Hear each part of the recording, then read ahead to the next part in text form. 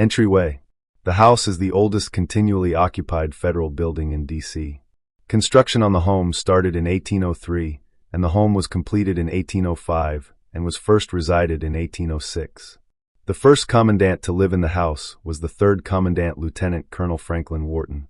The carpet has the USMC seal, and the border displays the design of the NCO sword. Major Samuel Nicholas, first Commandant of the Marine Corps. Lieutenant Colonel William Ward Burroughs, second Commandant of the Marine Corps.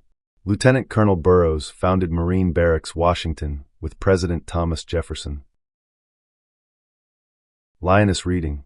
This portrait is the lioness reading. It depicts a female Marine, who is a part of the Lioness program.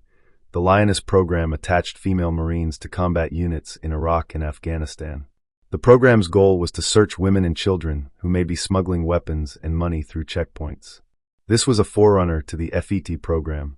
Female engagement teams are groups of female military personnel who are trained with local communities in gender-sensitive ways, including combat peacekeeping and humanitarian aid. Second Lieutenant Mariah Klenke. This portrait is Second Lieutenant, now Captain Mariah Klenke, the first female assault amphibians vehicle officer.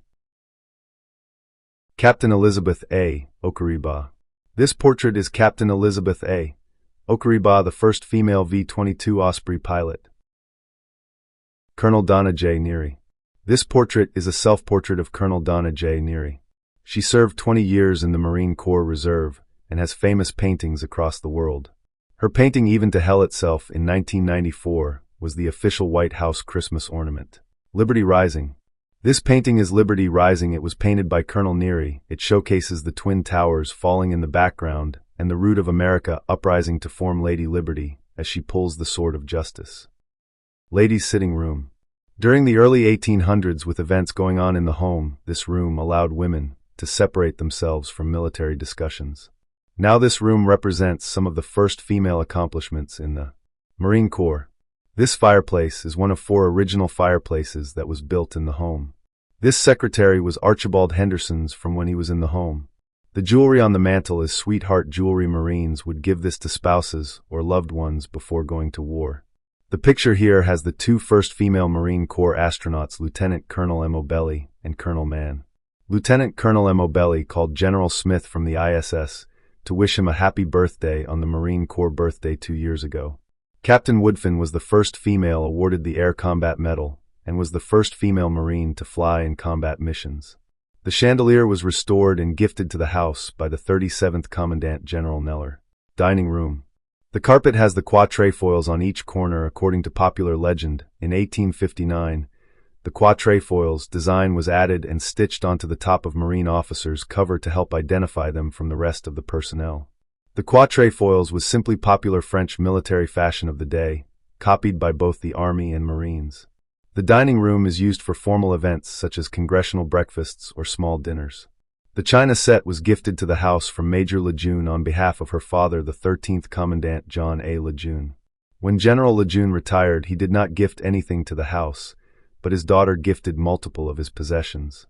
The small portrait was painted by Colonel Waterhouse, and it shows Archibald Henderson and his wife. Dining room. The porthole mirror was gifted to the house by the 36th Commandant General Dunford.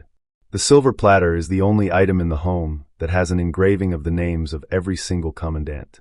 The painting here was painted by Colonel Waterhouse. It showcases the 5th Commandant Archibald Henderson's wedding reception. This painting also showcases the original color and look of the house.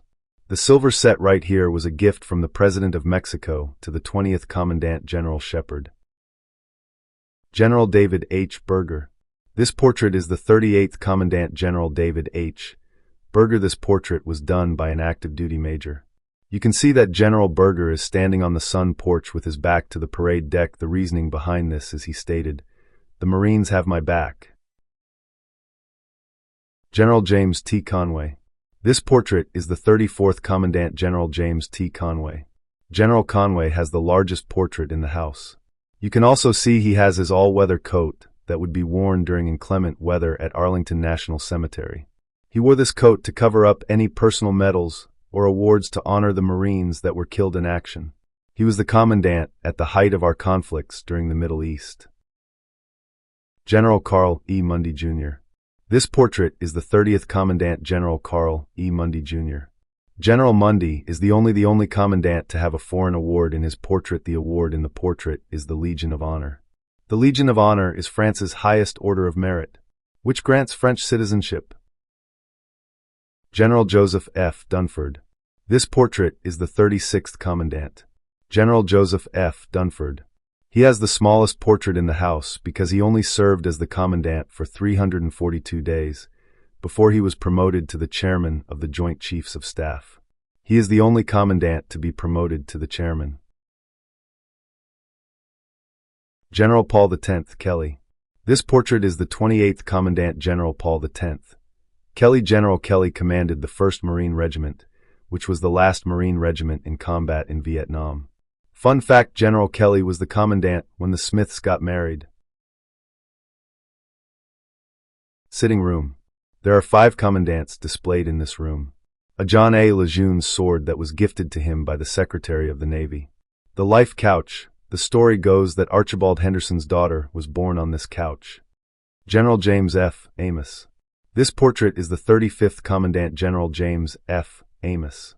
General Amos started out in the Navy before doing an internal service transfer to the Marine Corps in 1972.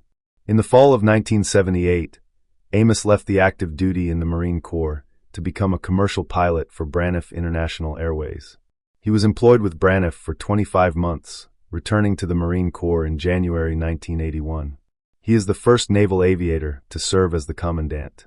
General James L. Jones. This portrait is the 32nd Commandant General James L. Jones. General Jones oversaw the development of the MARPAT camouflage uniforms and created the OSMAR program. He was the 21st United States National Security Advisor under President Obama. General Michael W. Hadji. This portrait is the 33rd Commandant. General Michael W. Hadji. General Hadji is the first commandant to be in the MARPAT uniform in his portrait. He was the last commandant to have served in Vietnam. General Alfred M. Gray. This portrait is the 29th Commandant General Alfred M. Gray, Jr. General Gray was a Mustang. He reached the rank of sergeant before commissioning as an officer.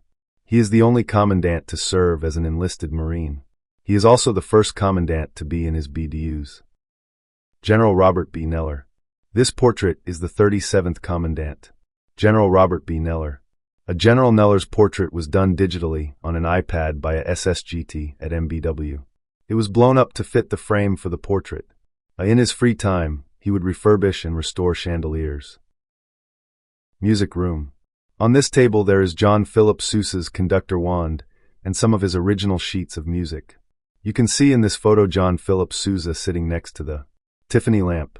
This is a beeswax shield. It was placed between a woman and the fire to avoid the wax on their face from melting.